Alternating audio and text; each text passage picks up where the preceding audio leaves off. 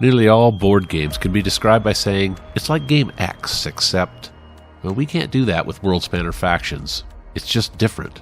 It's a new experience. But we have at least seen trends in the games that Factions fans like. Number 1, you love dungeon crawls and combat games. You like the brawl along with the adventure.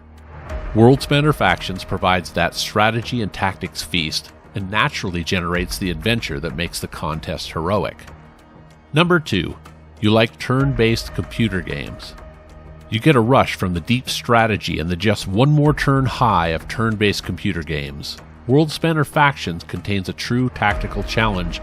You will be discovering new strategies even after your 50th play. Number 3, you like role-playing games. The Factions adventure naturally creates stories you talk about after the game ends, while giving that same tactical hit and damage mechanic of most RPGs. And the Factions solo co-op campaign provides even greater depth. The story is interesting, the details meaningful, and the characters have progressing arcs. Number 4, you like the Euro and 4X games where playing a perfect game is rare. Games that have enough going on and enough depth that making every decision perfectly for a full game is quite difficult. Half of Factions is resource management. You have gold, items, and hero turns to convert into influence with the Factions.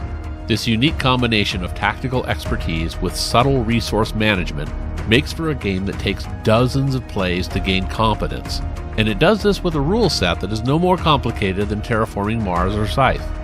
Number 5, you like miniatures tactics.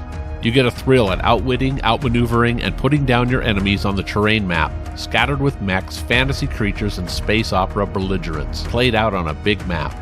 Factions throws a mix of heroes, equipment, and map terrain at you to see how well you can think on your feet and survive.